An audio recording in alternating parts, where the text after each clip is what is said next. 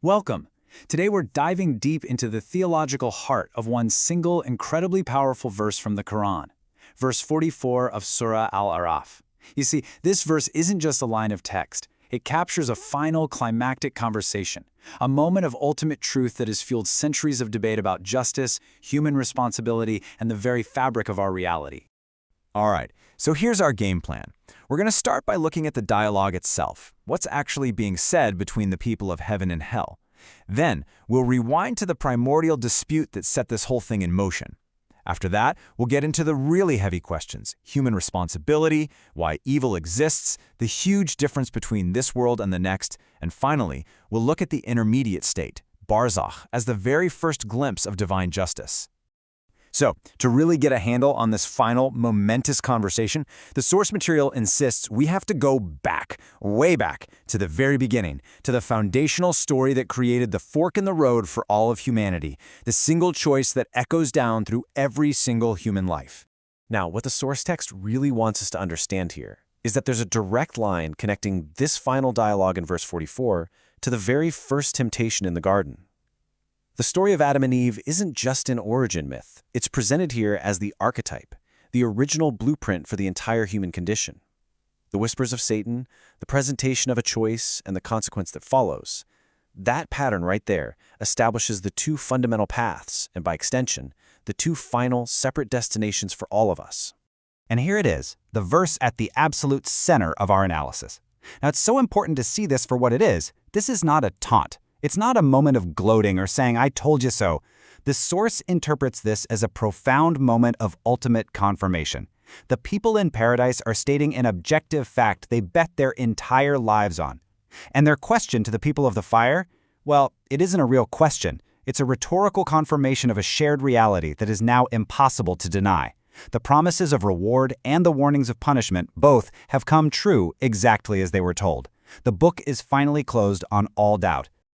Okay, so this dialogue, this final confirmation, is the result of a conflict that started at the dawn of creation.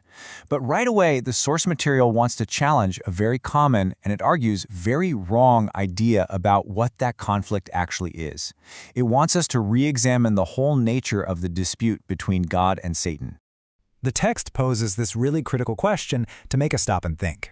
Is this some kind of cosmic war between two competing powers? A dualistic struggle between good and evil, light and darkness? The source argues that if you see it that way, you're fundamentally misunderstanding the entire power dynamic at play.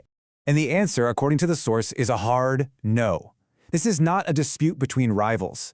Not even close. You see, Satan, or Iblis, isn't some opposing god with his own power base. He's a creation.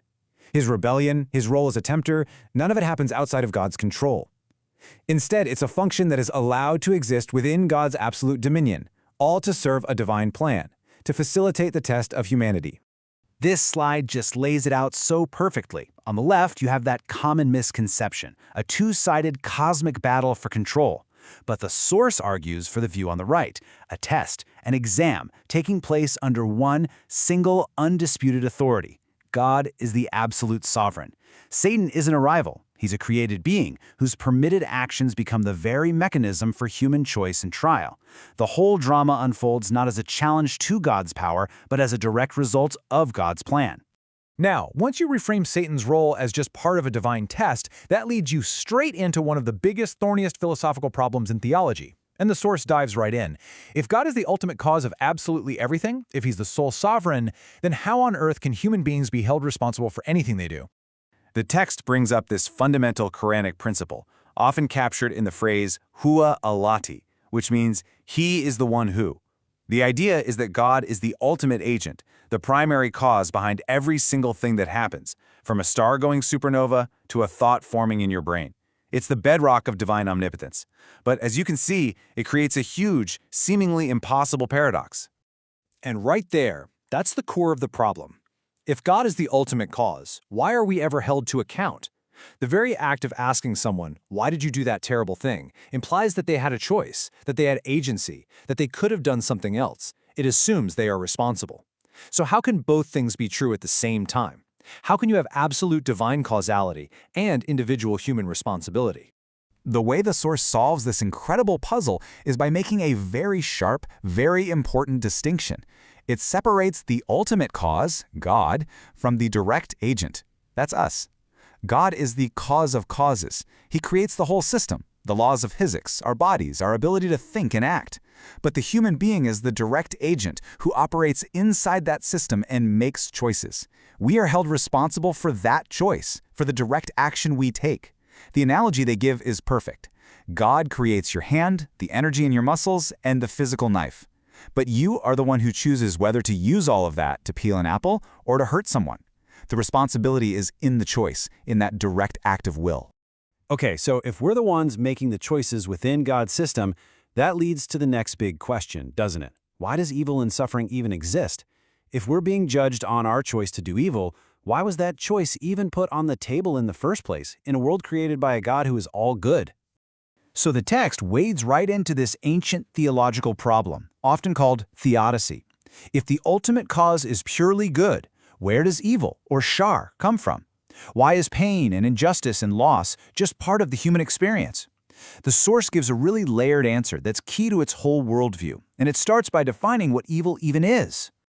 First things first, the source says that evil is not a thing that God created. It doesn't have its own independent existence. Instead, evil is a privation. It's an absence of good. Think about it like this. Darkness isn't a substance, it's just the absence of light. In the same way, the text argues, sickness is the absence of health. Ignorance is the absence of knowledge. Evil is a corruption of a good that's supposed to be there, not something created from scratch. So here's the crucial point. Evil and suffering are seen as necessary parts of this specific world we live in, the Dar al-Dunya. This world is defined by opposites. You can't really understand pleasure without the concept of pain. You don't truly value health until you've faced sickness.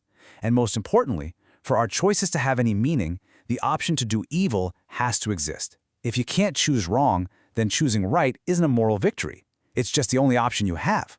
So the existence of evil is exactly what makes higher goods, like courage, compassion, justice, and even repentance, possible in the first place. Now, this whole idea of our world being a testing ground, a place defined by choices and opposites, leads to another major argument in the text. This world and the next operate on completely different logical systems. They have their own set of rules, and you can't judge one by the standards of the other. This chart really nails the difference. Our world on the left is a realm of becoming. It's all about process, change, potential, and the constant messy mix of good and evil. It's the training ground. But the hereafter, on the right, is a realm of being. The test is over. Time is different. It's a world of pure consequence, where things simply are what they've become. There's no more changing your mind, no more growth. It's just the final result, where good and evil are separated once and for all.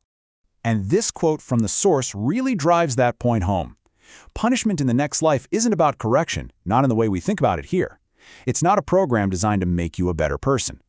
According to this view, it is simply the full, unfiltered manifestation of the reality you built for yourself.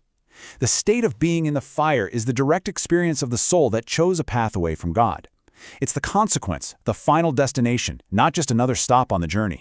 So that leaves one last piece of the puzzle. What about the transition between these two worlds?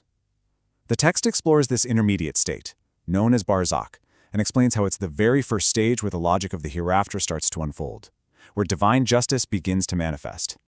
So what exactly is barzakh? The word itself means a barrier or a partition. Theologically, it's the realm the soul enters the moment you die, and where it stays until the final resurrection. But it's not some cosmic waiting room. It's the beginning of experiencing pure consequence. It's described as a foretaste of heaven or hell, where the soul, now free from the physical body, starts to directly experience the reality it created for itself. The source lays out this progression very clearly. Our worldly life is like a farm where we plant the seeds of our beliefs and actions. Death is the harvest.